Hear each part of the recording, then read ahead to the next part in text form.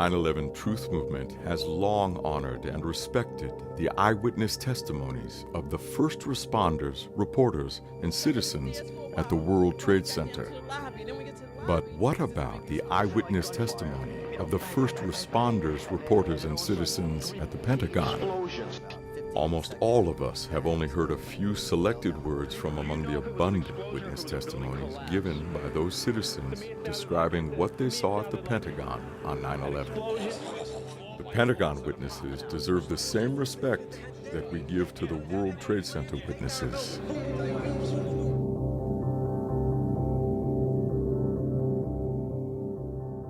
Witness reliability. When an event is seen by multiple witnesses, the most accurate comprehension of that event is known to be found by examining the totality of collective descriptions and identifying the common threads and the recurring words that the varying testimonies share.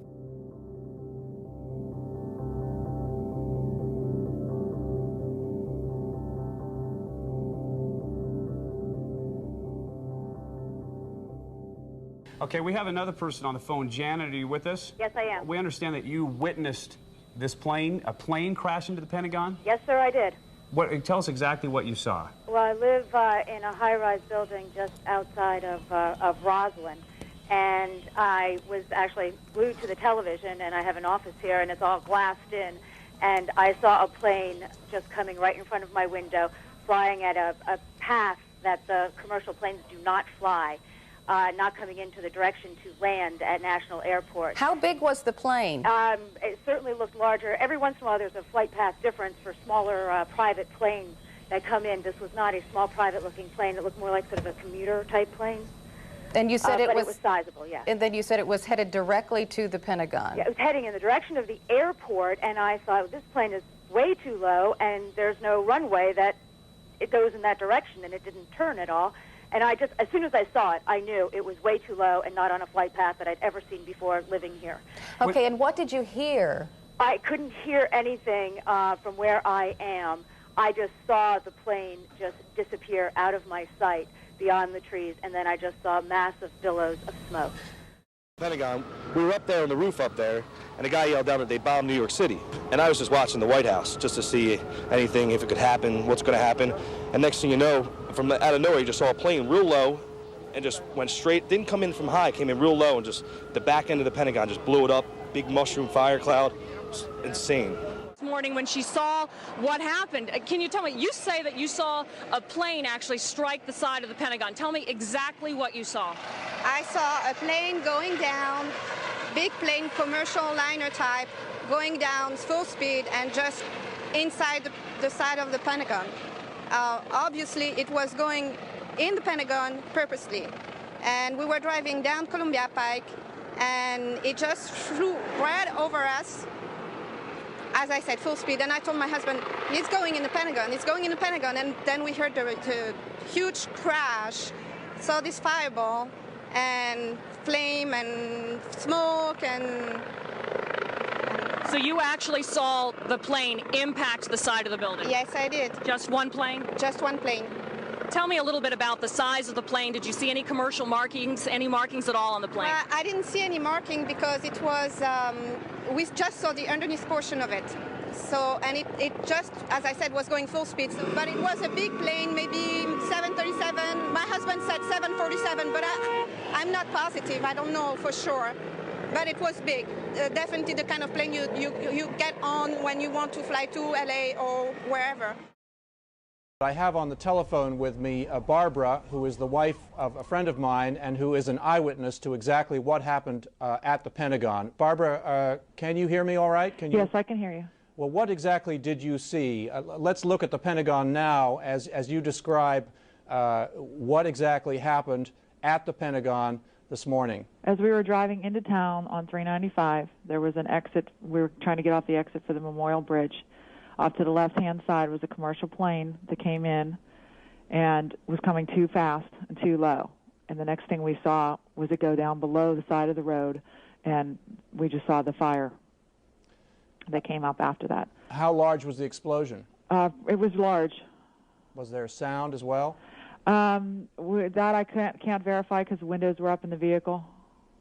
Was it clear to you what had happened? Yes, definitely.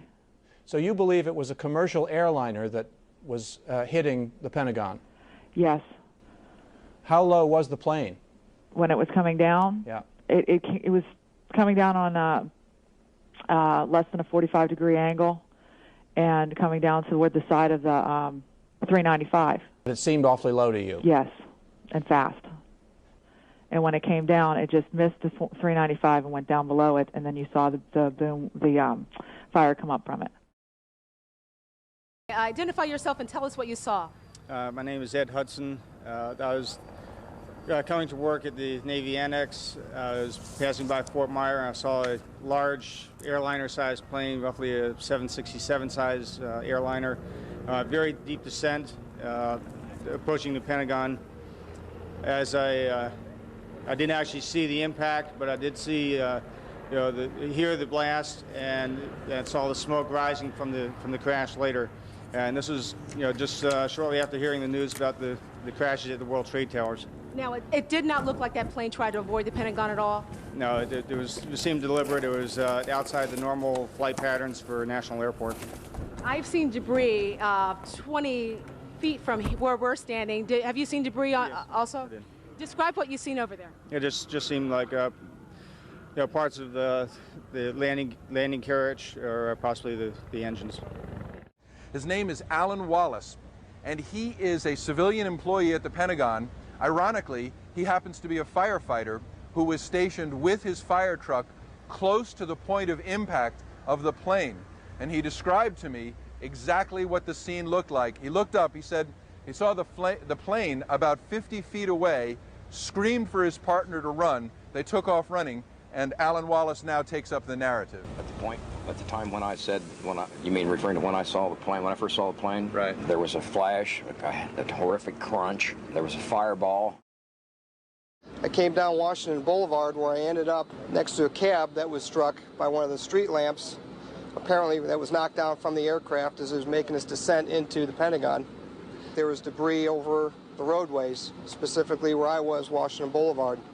Okay, then let me go quickly to someone named Don Wright, who saw the plane crash into the Pentagon. Don, are you there in Washington? Yes, I am. Can you tell us what happened? Yes, it was about 9:35, and I was looking out our 12th floor windows at 1600 Wilson Boulevard in Roswell, Virginia, and I watched this. It looked like a commuter plane, two-engine, come down from the south, real low, proceed right on and crashed right into the Pentagon.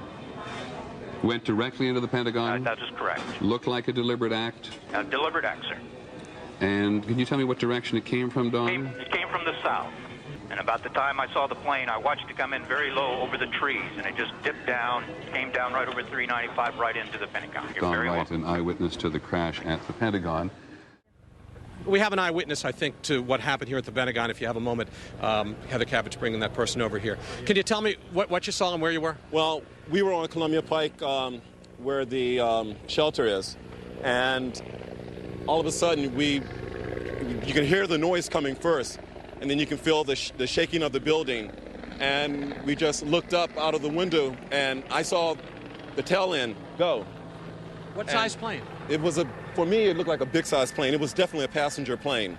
And everything shook, and then all of a sudden you just heard this big explosion, and somebody said, my God, they hit the Pentagon, they hit the Pentagon. What's your name? Mark Eason. Thank you, Mark. Yes, sir. Our phone now, Mark Pettit. He was at the Pentagon. He was an eyewitness to what happened there today. Mr. Pettit, are you there? Yes, I am. Can you tell us what you saw? Yeah, I was actually sitting in traffic on Route 110 on my way to work. I work across the street. And it was an American Airlines plane that came in and hit the Pentagon. I believe it was a 737. I could be mistaken. It might have been a 707, but it was definitely a commercial plane. And about what time did this happen, Mr. Pettit? Probably about 9:35, 9:40. Right. I saw the plane coming down. It actually came up 395, and it just went over the horizon, and then it came back in front of a bridge where I was sitting, and I knew it was going to hit. I mean, I'd already heard about the World Trade Center, and the next thing you know, it was just a huge explosion, black smoke everywhere, and all you could see was just billowing black smoke everywhere. All right. Mark Pettit, we appreciate it. An eyewitness to that airplane crash at the Pentagon. I'm here with Michael Kelly, who was a witness to this attack at the Pentagon. I'm going to let him describe what he saw here, I guess about 20 minutes ago with me, Michael Kelly. First of all, let me just first describe the scene. This is the west side of the Pentagon, the heliport side off of Washington Boulevard. Were you driving or what? Yes, I was in the traffic on the 14th Street Bridge, right at the Pentagon, tied up going into town, and I heard this plane come over my head. It was very, very low. And the next thing I know, there was this tremendous explosion as it hit the Pentagon. I looked over, and the smoke started coming up. Pieces of the plane and pieces of the Pentagon were falling onto the 14th Street, onto the Shirley Highway. Very scary. Had you known about the World Trade Center? Oh, yeah, I was listening to WTOP radio the whole time, and then this thing came right over my head, and it plowed. It was clearly a similar situation to what happened in New York. Hey, Mike, I'm here with a familiar face, Mike Walder of USA Today. Mike, you actually saw this happen. Tell us what you saw. I did indeed, Gordon. You know, like everyone else, I was listening to the radio to the accounts of what was going on in New York. I was listening to President Bush, and we were stuck in traffic.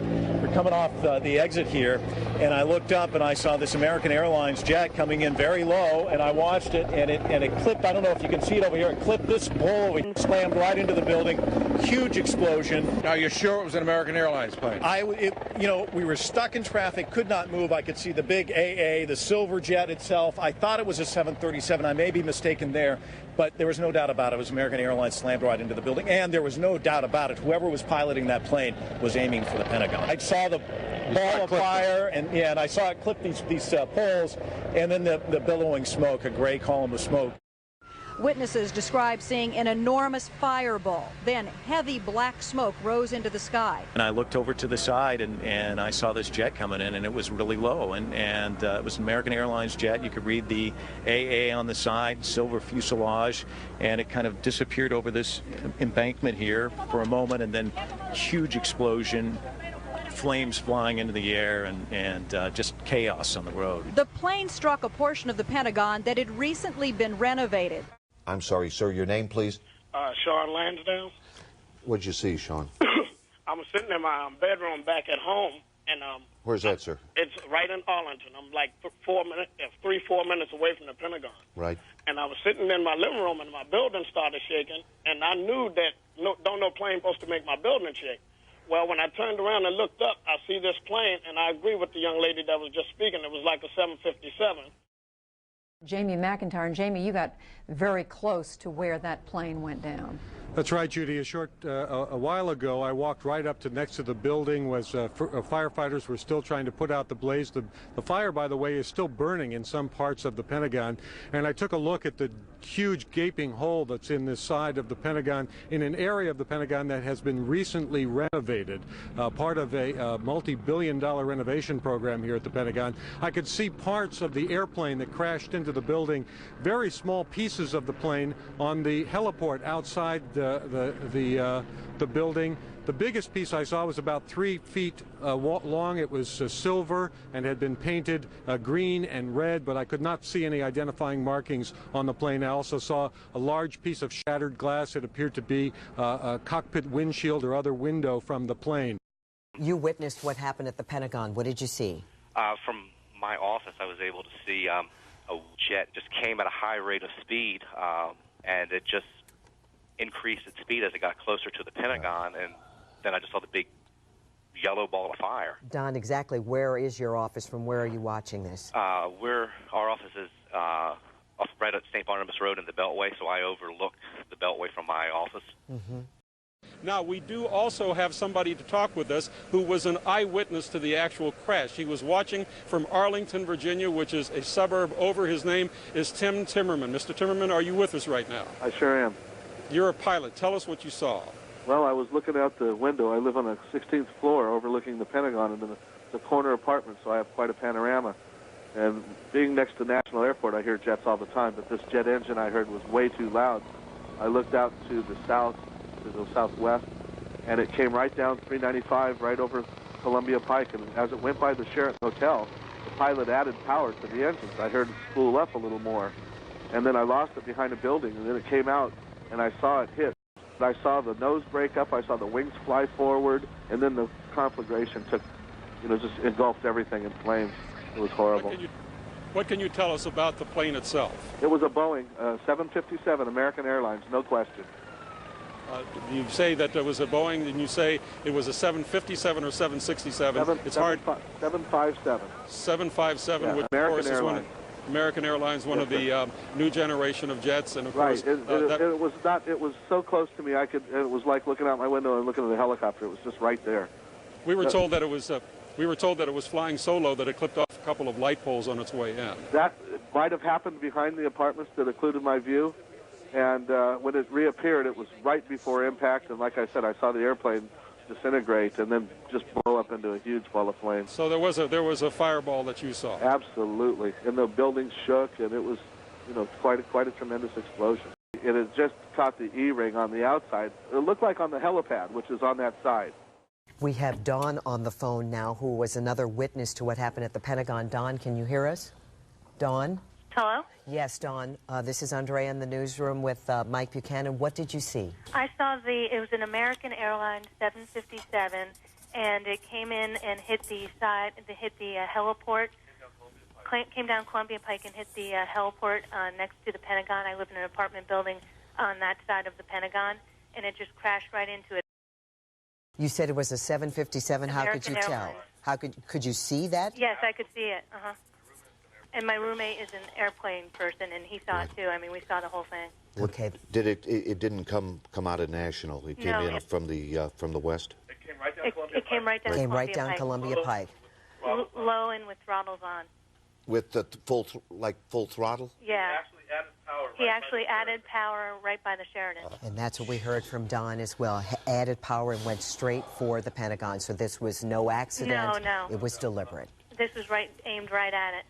Dave and I are standing here thanks to Heather Cabot with Harry Goad, who was the Space Policy and Acquisition Division of DOD. You're on the 5th floor, and you saw this thing coming? I did. Tell us what happened. We were just watching the World Trade Center on the internet, and I turned around, and I'm at a very large window, and I turned around and looked, and I saw the silver 757, it looked like to me, veering from the registered course over the Potomac River, and it had no landing gear down, and it was coming very, very rapidly, and then it took a dive, maybe a couple of miles, maybe over Roslyn. It took a dive into this building, and I saw it coming, and I hollered, "Hit the deck," and everybody in the office hit the deck because they knew that the World Trade Center was on fire. So you figured this was it? This was it. They were coming in, and they're going to hit a lot of buildings, and this is going to be one of them. So there's no question in your mind that the pilot, whoever was piloting that aircraft, was aiming for the building? He was aiming for the building, but he could have went into center court mighty easily, which would have really done some damage, and I don't know, but whoever hit the outside, God bless him, because that also is an area of the Pentagon that's going to be under renovation. We've already done one wedge, and we've moved a lot of people out of this wedge here over there. Yes, hi, Buck and Andrea. We're on the 22nd floor of the USA Today Tower. Over my left-hand shoulder is the Pentagon building with the billowing smoke. To my right here is Joel Suckerman. He is the assistant managing editor of USAtoday.com. On his way to work, he witnessed the plane crash into the Pentagon. Joel, tell us what you saw.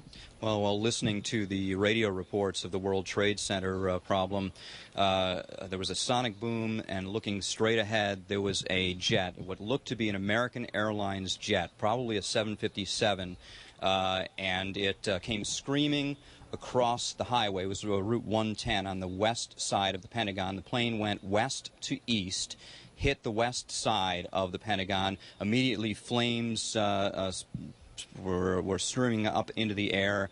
There was white smoke, and then within seconds, thick black smoke. Everybody got out of their cars. People were shocked. Describe the first plane again. You say it was a commercial jet. Do you know how many engines? I did not see the engines. I saw the body and the tail, and it was a silver jet with the markings along the windows that spoke to me as an American Airlines jet. This was not a commercial, a business jet, right? It was not a Learjet, Gulfstream, something like that. It was a bigger plane than that. As we started getting away, there were people on the road because we were very close to the exit, and they were saying, "Oh my God, did you see that? It was an airplane. It was an airplane." They kept saying it was a big airplane. I'm Captain McCoy, Engine Company 101B. We're coming down 395 at the time of the accident. We saw the plane come into the Pentagon. In this area, we're used to seeing planes, okay, coming in low all the time. And this particular plane was awful low, and as we were coming down on the 395, it came across in front of us, and it was low, too low. And all we saw was it banked, and when it banked, it went down into the Pentagon. After it hit, we saw the big mushroom cloud of smoke. I was able to tell that it was a jet airliner commercial.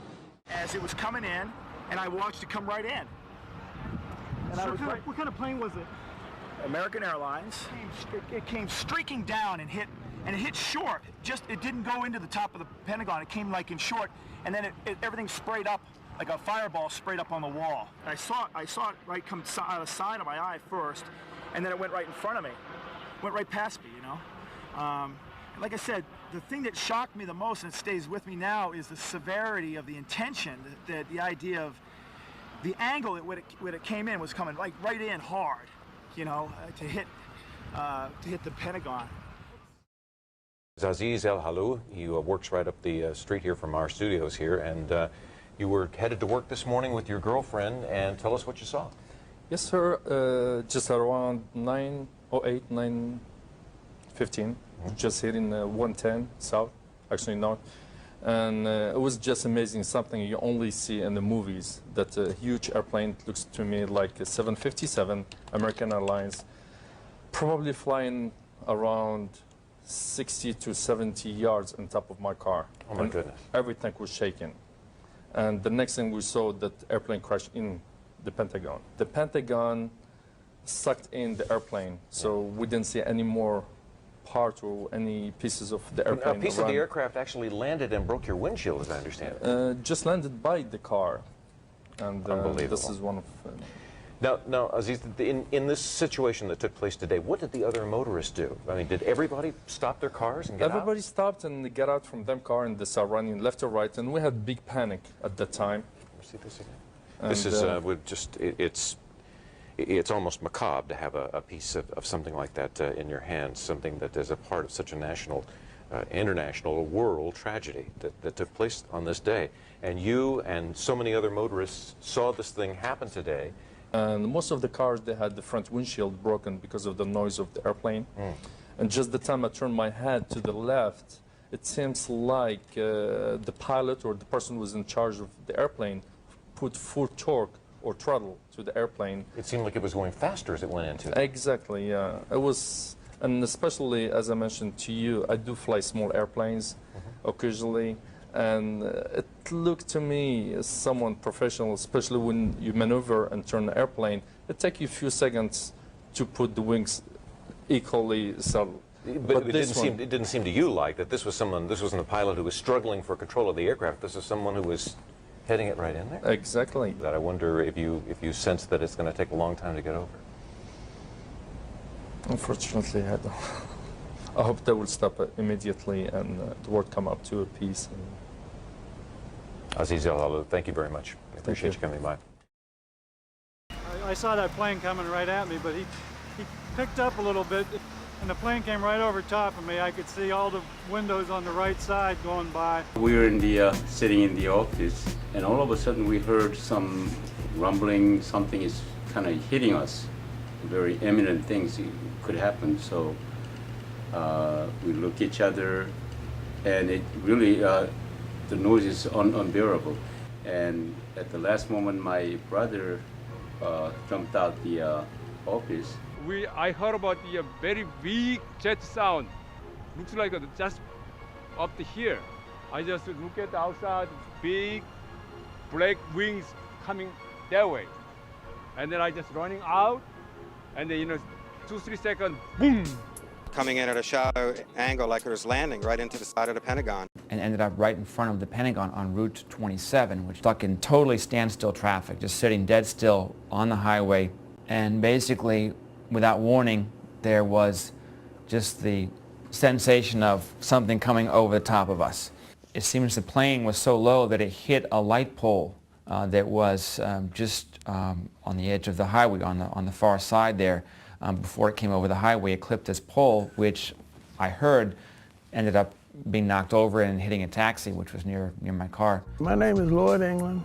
9/11, I was driving my car on my way home.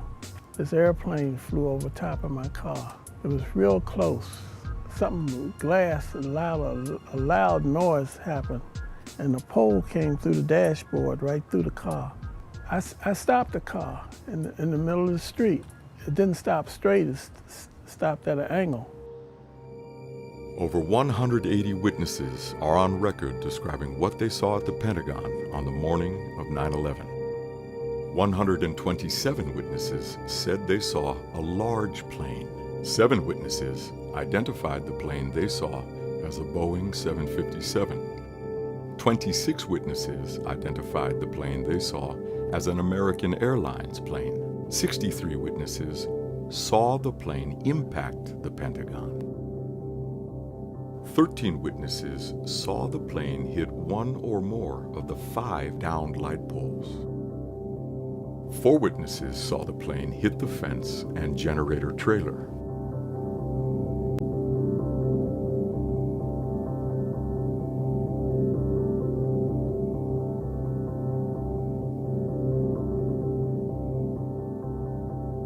Pentagon witnesses deserve the same respect that we give to the World Trade Center witnesses.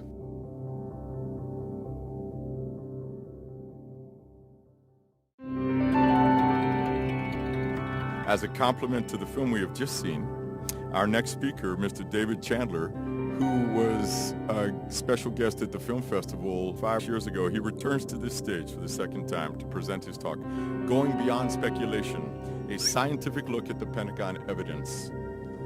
Mr. David Chandler retired after 35 years teaching physics and mathematics at the high school and college levels. He is most known, and he is recognized as a heroic figure in our movement for the following: for accurately measuring the downward acceleration of the buildings at the World Trade Center and challenging NIST on its false analysis of the collapse of WTC-7, leading NIST to change their final report to a different false analysis.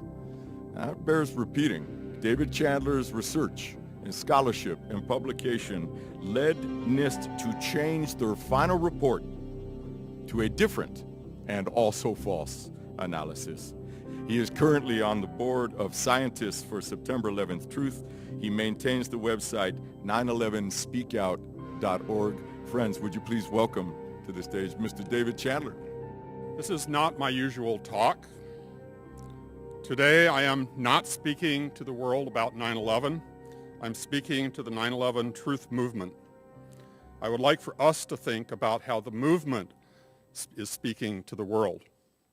We as a movement are making claims that are highly offensive to many people. We're asking them to believe that the government or elements within the government attacked and killed thousands of Americans for a mixture of base motives, including the creation of a false pretext for war. Some people stop listening right there, unwilling to entertain this thought and unwilling to listen to arguments they can see leading in this direction. I've had people I would otherwise characterize as progressive, intelligent, and open-minded stop me cold and refuse to listen to anything I had to say on the subject of 9/11. With few exceptions, pretty much the entire media establishment, left, right, and center, reacts this way. We have been painted as conspiracy theorists. Conspiracy thinking is seen as a form of mental illness. That term is used to imply that we have an analysis that is biased by our propensity to see the world as run by all-powerful, invisible puppet masters. There are people in the movement who do think this way, but I believe the only people they convince are those predisposed to that view already. I vigorously deny that I am a conspiracy theorist. I deal in hard evidence. The most effective bridge I have found in talking with the unconvinced, if I can get past the initial resistance, is to present the scientific evidence in the purest possible terms, one point at a time, allowing the listeners to digest the information. Speculation carries little weight in this kind of conversation and may be positively detrimental. Allowing myself to get sidetracked into speculation, which I admit is easy to do, is typically the shortest path to ending the conversation. At the World Trade Center, there is a clear path of verifiable evidence that leads to the conclusion that there was heavy involvement by government agencies and the military-industrial complex. I usually cite 3 strands of evidence. The first is dynamic. We have a large amount of video evidence showing in great detail the airplane, the collisions, and most importantly, the way the buildings fell. We can deduce from the dynamics of the building collapses, backed by quantitative measurements, that these are demolitions, not simply gravitational collapses. The constant downward acceleration of the North Tower.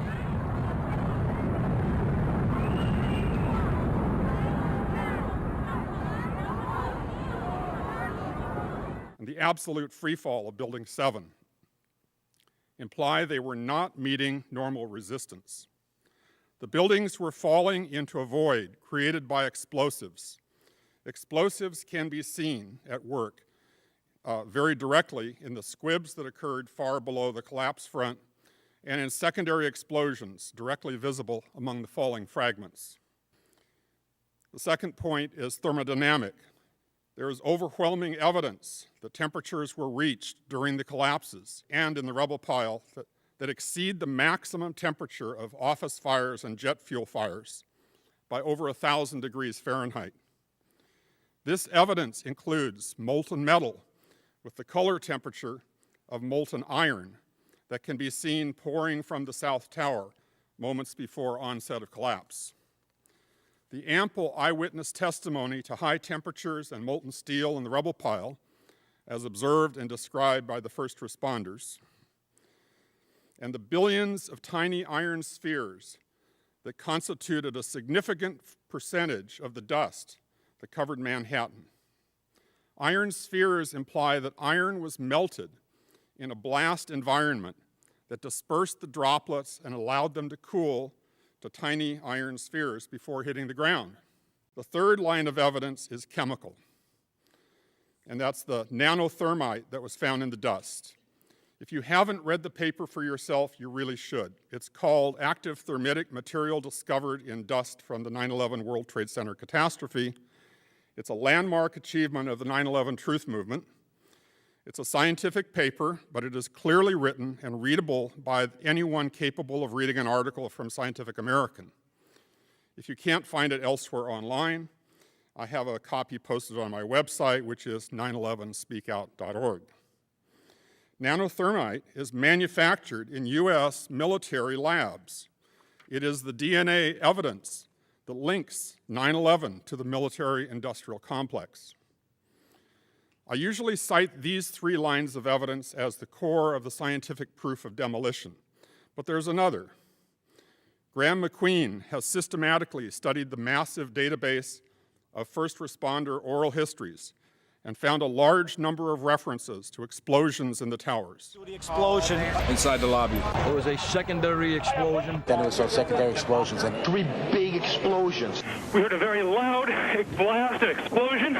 Sounded like an explosion. His talk at the Toronto hearings is one of the clearest presentations of this evidence. I have a link to his talk on my website, 9/11, which is 911speakout.org once again. I am mentioning it here because, as Ken Jenkins' video shows, eyewitness testimony is one of the big factors at the Pentagon as well. Individual eyewitness testimony is subject to distortion, but the cumulative weight of independent eyewitness testimony of large numbers of people tends to have high validity, and importantly, it has a long history of being recognized as valid by the courts. When I present solid scientific evidence devoid of extraneous speculation, listeners are induced to engage with the evidence themselves and integrate it into their overall understanding of the event. It takes me out of the loop. I'm no longer promoting conspiracy theories. Rather, they are constructing their own theories as they work to integrate the new information into their worldviews. When people draw me into speculative questions, I draw a clear line in the sand. I tell them anything I say beyond this point is speculation. For instance, listeners frequently ask me how the explosives could have been snuck in and placed without detection. I don't really know. We have no direct observations of this being done. However, it is plausible that workers who have badges that take them through security, close down access to elevator shafts, set out orange cones, wheel in pallets of what looks like construction material, and make a lot of noise, are pretty much par for the course in an urban setting and are essentially invisible. There is a big difference, however, between this kind of speculative comment and the basic information about iron spheres, nanothermite, and freefall. What is not helpful in the discussion of the World Trade Center and what makes us look foolish to the outside world are implausible claims based on speculation and sloppy analysis. Claims of no planes at the World Trade Center, video fakery, holograms not planes, missiles not planes, mysterious pods under the planes, the discounting of nanothermite in favor of unspecified energy beams, mini-dukes in the basements. I get emails from these people all the time. As recently as a week ago, I went 2 rounds of email with a no-planer who claimed a plane image was photoshopped into a rerun image which wasn't there in the live footage. When he sent me what he claimed were the original and altered images, it took a matter of seconds to realize the 2 images were taken at different times because the smoke cloud had changed. I sometimes respond for a round or 2, but they typically are impervious to a fact-based discussion, so I set them aside and move on. No plane theories at the Pentagon started up mere weeks after the event with Thierry Masson, a French journalist who postulated truck bombs before revising this to a missile attack. The only evidence he went on was the supposed lack of plane parts on the lawn and early estimates of the size of the hole in the Pentagon wall based on photographs that were heavily obscured by sprays from water hoses. Notice the entire ground floor is blocked off here by the water spray. This is a famous photograph, by the way. And Ken Jenkins was commenting, this photograph right here is probably the genesis of no plane theories at the Pentagon. Jim Hoffman and his 9/11 research site has mirrored the work of an anonymous blogger who constructed a mosaic of the damage at the Pentagon wall based on multiple photographs, each of which showed part of the damage.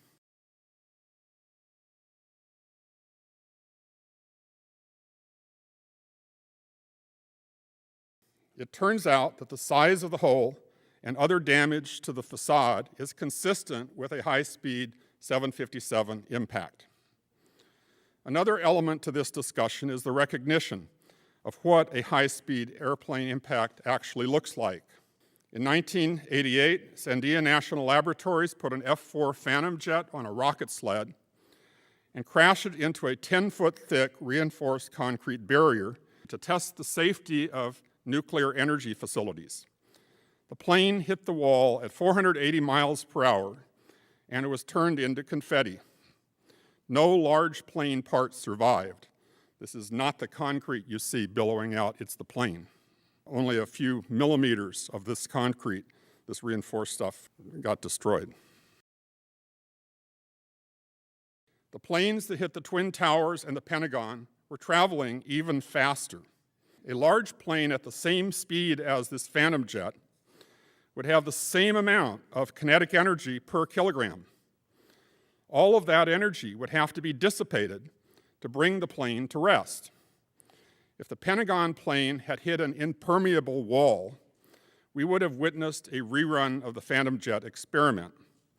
However, the wall gave way, so the heavy parts of the plane went in, and a majority of the kinetic energy was dissipated, tearing up the inside of the building. The wingtips and tail that were blocked by the wall were, as in the Phantom experiment, turned to confetti, leaving only small debris on the lawn. That is the fundamental flaw in the Hunt the Boeing websites.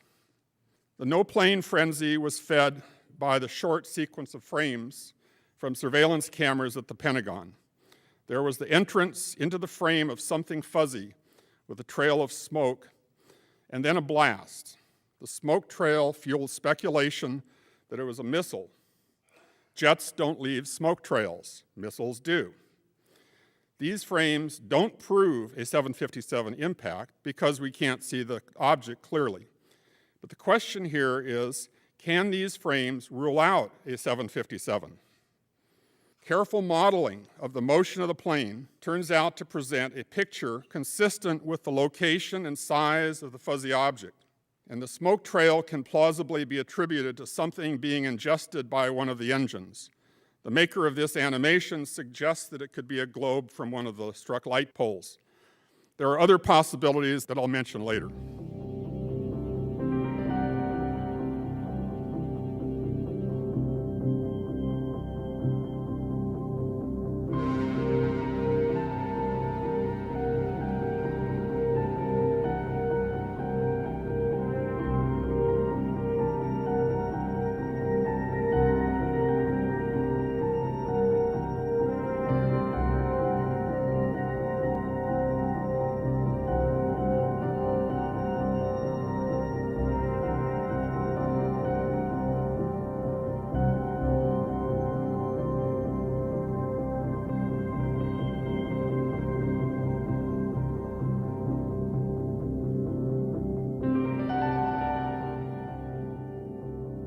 Just a reminder, the question here is whether the smoke trail video could rule out a 757.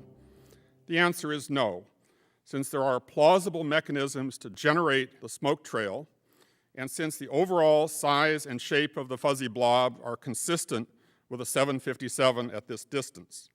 The burden of proof has not been met.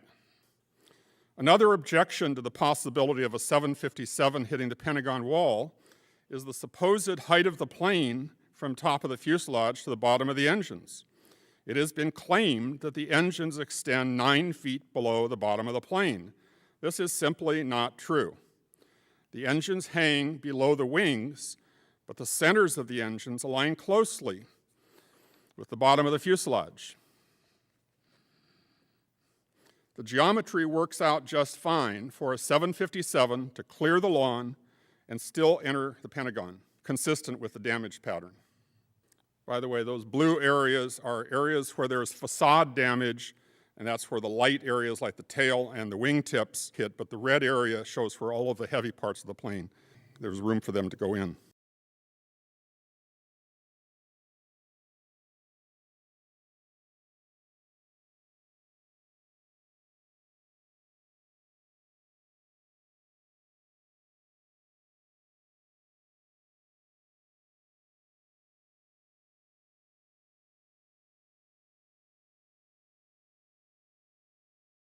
Early photographs show relatively little debris on the lawn.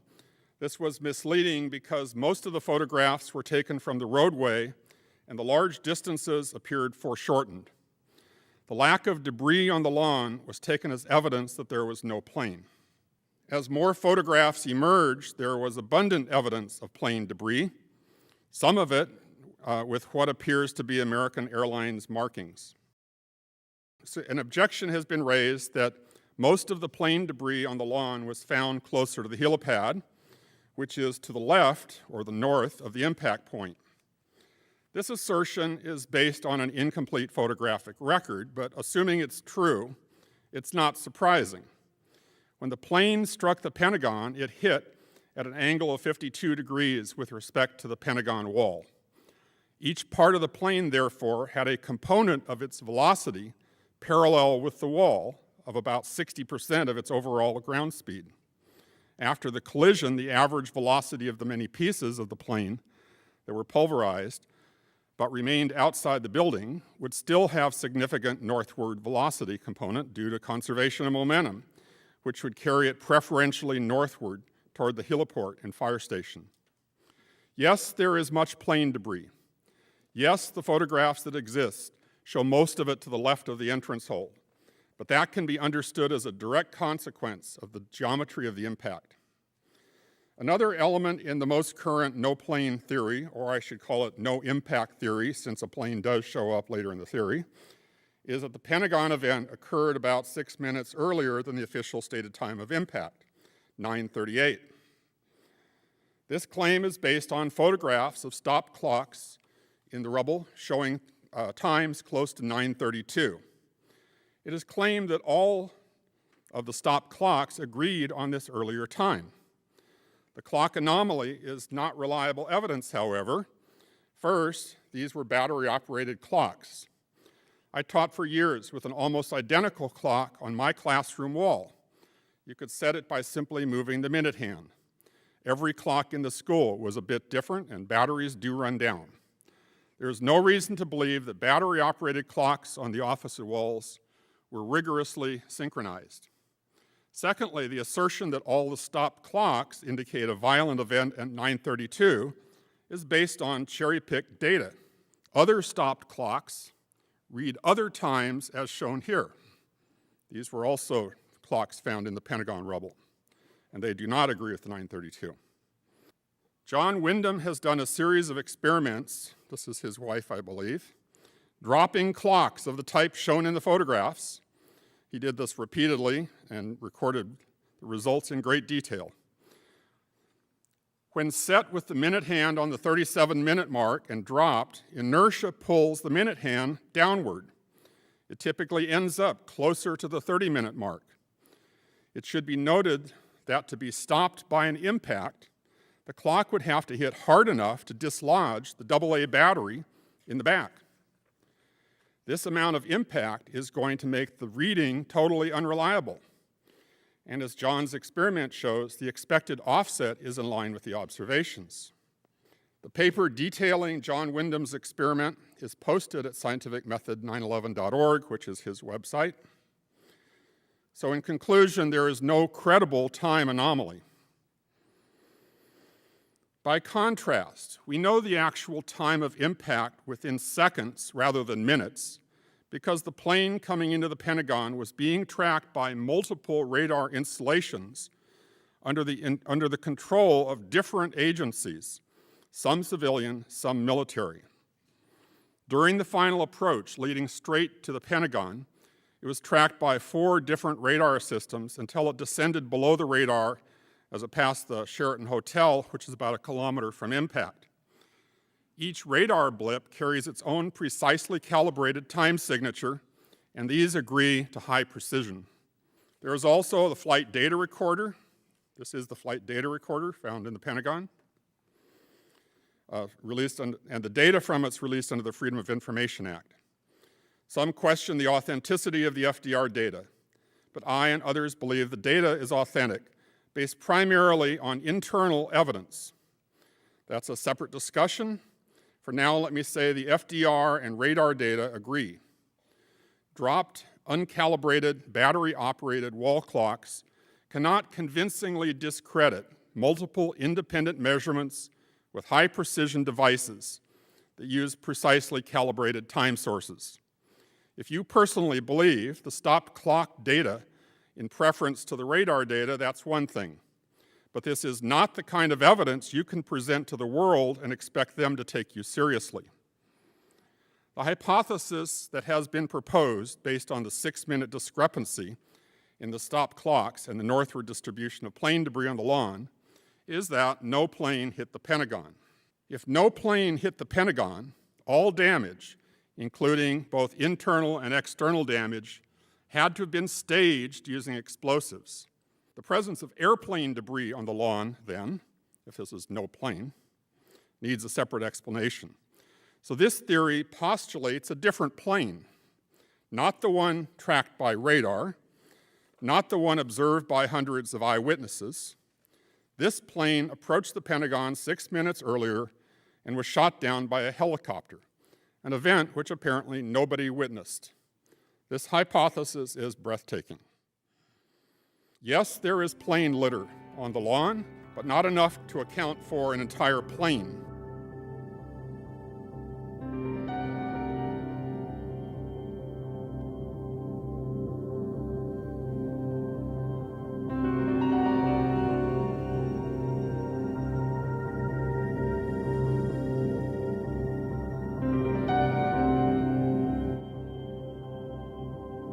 vast majority of the plane debris from the actual plane went inside the Pentagon.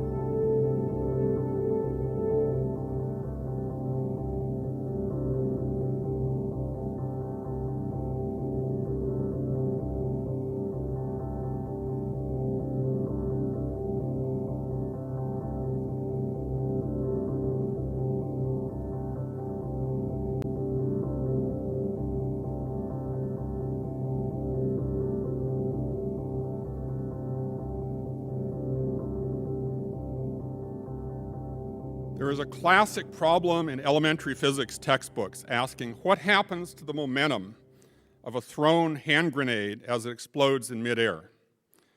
The answer is the total momentum of the fragments equals the momentum of the hand grenade before the explosion. The center of mass of the cloud of fragments continues along the same path as before the explosion. Shooting down a plane does not destroy its momentum. If this other plane had been shot down, the debris would have continued forward and hit the Pentagon like a shotgun blast. Yet there is no evidence of any damage to the facade due to this proposed plane.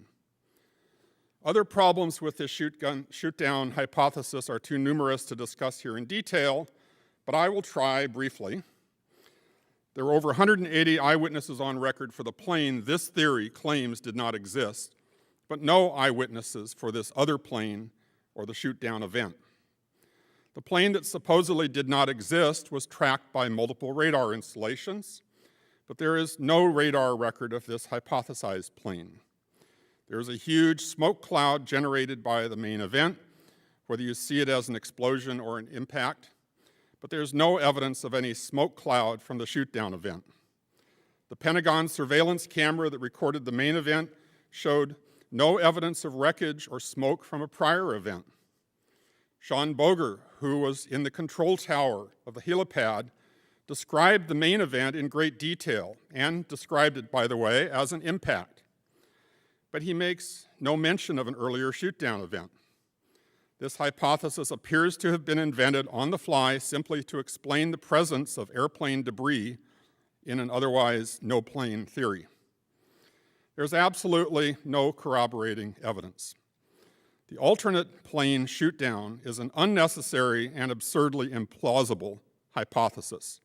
Its net effect is to discredit the 9/11 truth movement. So what does the evidence actually show? We have the air traffic control recordings of communications with each of the 4 airliners throughout their flights. These were released under the Freedom of Information Act in 2011. They're available. These established that the flights actually existed, actually took off, and proceeded normally until they were taken over. We have Norman Minetta's testimony about the conversation between an aide and Dick Cheney as the flight was approaching Washington. During the time that the airplane coming in to the Pentagon, there was a young man who would come in and say to the vice president, the plane is 50 miles out, the plane is 30 miles out. And when it got down to the plane is 10 miles out, the young man also said to the vice president, do the orders still stand? And the vice president turned and whipped his neck around and said, of course the orders still stand. Have you heard anything to the contrary? Well, at the time I didn't know what all famous little interaction. If the Pentagon attack is so central to the presumed PSYOP value of 9/11, would you rather look for government malfeasance behind this conversation or in speculation about elaborately falsified evidence of a non-existent plane at the Pentagon? You can't have both. We have overlapping radar. This, by the way, the primary radar that was real-time by the control towers had some glitches, but there were other radars monitoring the flight continuously, and the entire flight path of AA-77 was recorded. John Farmer has put this all together. Excellent research. We have overlapping radar data from multiple agencies for the entire flight of AA-77 from takeoff to a point within a mile of impact. The transponder was turned off at one point, but radar does not depend on the transponder signal. The radar data terminates as the plane descends to literally fly under the radar for the last kilometer or so. The radar data ends with the plane flying directly toward the hole in the Pentagon. We also have the flight data recorder data for the entire flight, right up to impact. The FDR data agrees well with the radar data. Some claim the data was faked, but the data has a tremendous amount of internal complexity and has the feel of authentic data. The data does not appear designed to make a case for any official story. On the contrary, the positional data shows signs of data drift, so the apparent endpoint actually misses the hole in the Pentagon. However, the direction of motion is in good agreement with the radar data. If this sideways offset is assumed to be the cumulative drift of the sensors, which is something common in instruments, it can be brought into perfect alignment by subtracting out the drift error. This is a reasonable thing to expect in real data, but an unlikely thing to find in a propaganda data set trying to make a fabricated case for an impact of a non-existent plane. Furthermore, the data appears to leave the plane too high to hit the Pentagon in the last readable frame. This was very problematic until Warren Stutt, who's a computer scientist in Australia, discovered that the last frame of the raw data failed to translate to the other file, the human readable version, because of bit glitches in the last data frame. When those glitches were patched, the last frame became readable, and the corrected path led directly to the impact point. This situation also speaks to what one might expect of real data, but which would be counterproductive to build into a propaganda data set. Why would a propaganda data set be elaborately constructed to contain systematic errors and glitches that point away from the intended message? My conclusion is the data is authentic, partially for these reasons and partially because it agrees with all the other sources of data. I see no compelling reason to throw it out. You can read the paper on the decoding of the FDR by Frank Legg and Warren Stutt at the Journal of 9/11 Studies. The time of impact given by the fully decoded raw data is 9:37:52, 9:37 and 52 seconds, 6 or 8 seconds later than the official time of impact, which appears to have been estimated based on extrapolating from radar data. Okay, here is the VDOT, the Virginia Department of Transportation, camera pole for traffic camera. It appears to have a rung missing and a scar. If this missing rung was actually knocked off by the plane, this is positioned approximately where the right wingtip would have run. If the missing rung was actually knocked off by the plane, it would locate the position of the plane precisely to within a few inches. A fraction of a second later, you can see up at the top right where the rung is missing, and then notice the top of that tree. Okay? So a fraction of a second later, the starboard engine appears to have cut a circular notch out of the top of the foliage of a tree standing beside the roadway. These events have lower certainty than the following events, but they are consistent with these other events. If the starboard engine actually clipped and ingested the foliage from the top of the tree, it could account for the smoke cloud seen in the Pentagon security camera video. I was curious whether the engine could actually clip the tree or if the tree would just bend out of the way. So my colleague John Cole, who has a heavy tractor mower, calculated the speed of the blade. The power takeoff rotates at 540 RPM. Based on the gear ratio and the length of the blade, he calculated the tip of the blade moves at about 175 miles per hour. Even with a dull blade, it will easily trim brush. The Pentagon plane was moving at about 550 miles per hour in the last seconds. It was accelerating as it went into the Pentagon. So despite the relatively dull edge of the engine wall, it would trim foliage at least as easily as the mower. Immediately after trimming the tree, the plane impacted the light pole that pierced the windshield of a taxi driven by Lloyd England, nearly killing him and causing his taxi to swerve and stop traffic. Both Lloyd and the taxi should be listed as witnesses to the plane.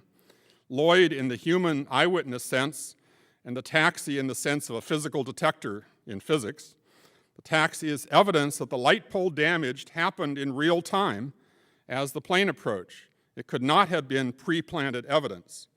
And by the way, as far as the force needed to dislodge these, the bolts that attach these things to the ground are like fuses. They break off easily, so if a car hits one, it breaks off the pole instead of killing the passengers.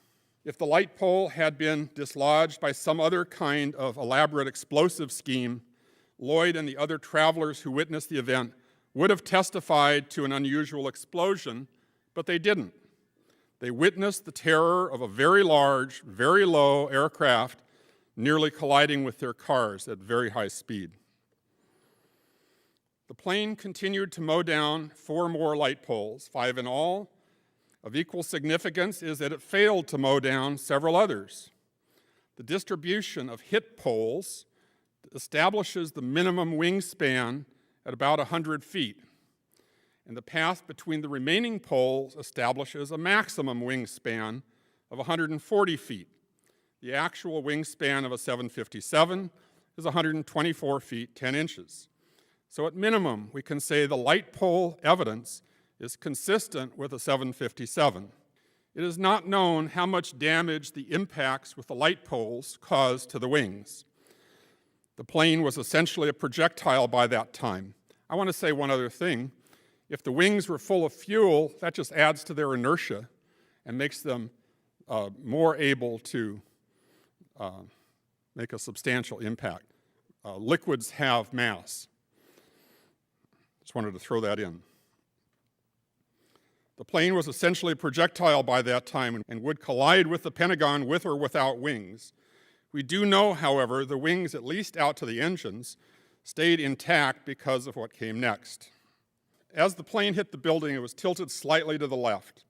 The right engine collided with the top corner of a very heavy generator trailer, causing the generator to rotate clockwise, moving the north end of the generator toward the Pentagon. The left engine hit a low concrete wall, leaving a circular scar. The lateral spacing between these two collision points matches the distance between the engines of a 757. It is worth mentioning that the rotation of the generator trailer is significant in proving an actual impact. There does not appear to be a plausible mechanism for explosives to cause both the scarring and rotation of the north end of the trailer toward the Pentagon.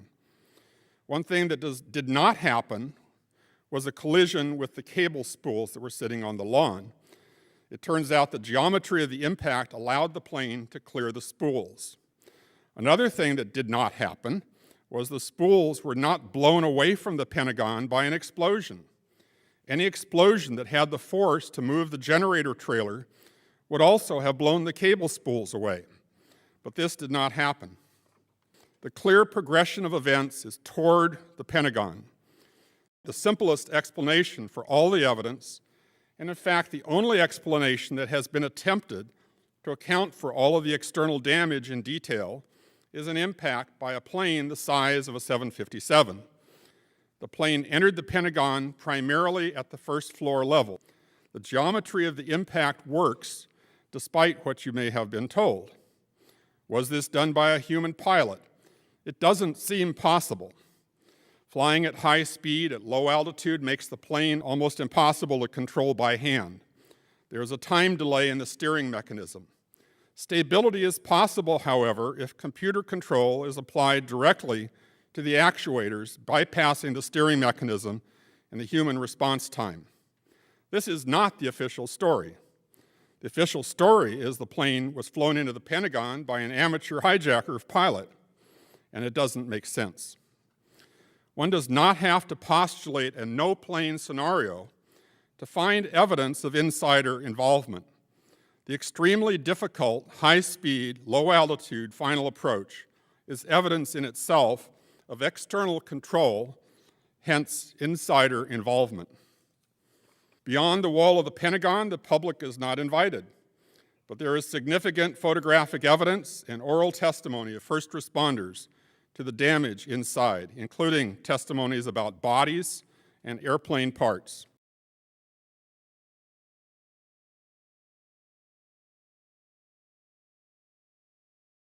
The damage does not resemble an explosion. Columns are bowed and abraded, showing evidence of a flow of material in line with the flight path. The plane would have been shredded by this time, but the momentum of the debris carried it forward past the interior columns in a manner similar to the flow of a fluid. And when I say that, what I'm saying is particles interacting with each other as they're moving forward. It's not saying they're liquid or anything like that. That's a misinterpretation that some people put on it. The flow of material broke through the C-ring and dumped debris, including a tire and other airplane parts, into the alley between the B and C rings. The distribution of debris outside the C-ring was aligned with the motion of the plane.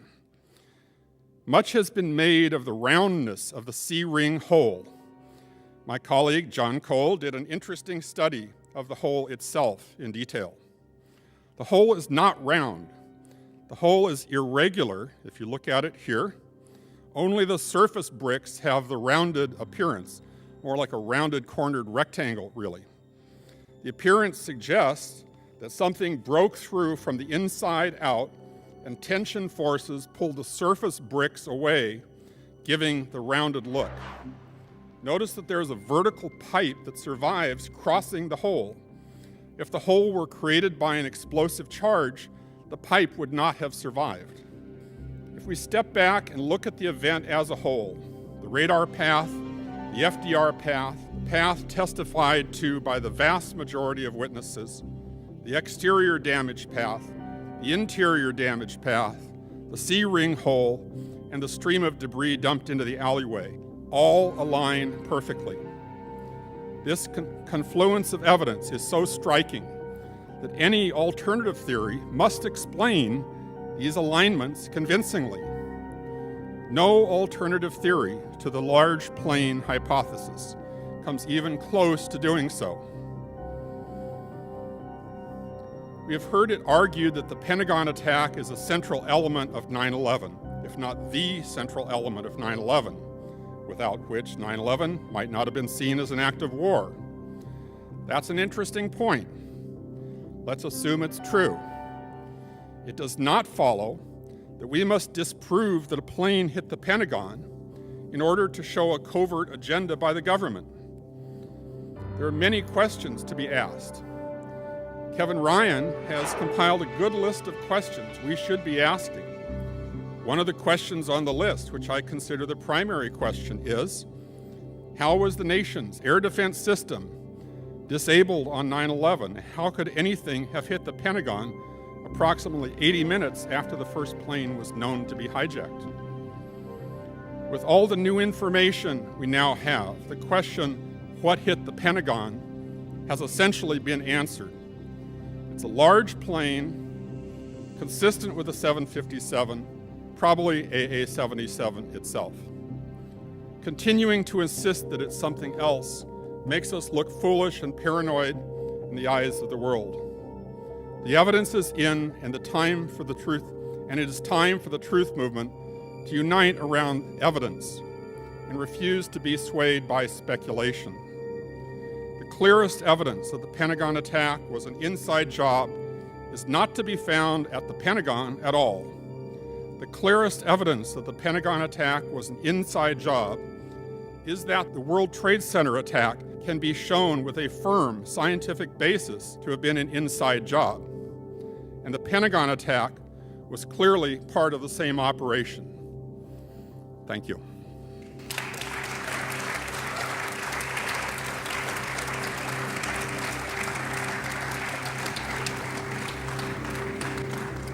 I'm early.